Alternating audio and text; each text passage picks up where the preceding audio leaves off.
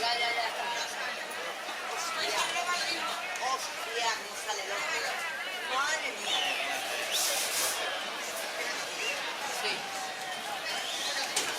Madre. Ya estamos con la gente en la plaza. Qué nervios.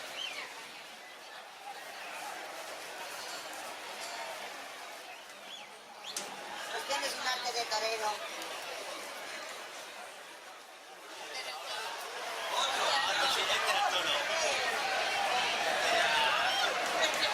Tiene que tenerle más miedo.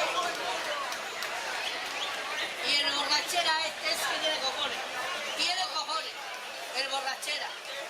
Hostia puta.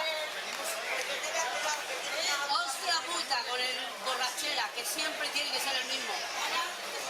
Le mató el hermano un toro y da igual. El vinagre de Andaluz. Ah, esos payasos. Tienes fama sin conocerlo. No tiene nadie, pero sí que está sin nadie. No, no se arranca. Estoy viendo ya por ahí. ¿Cuánto ya?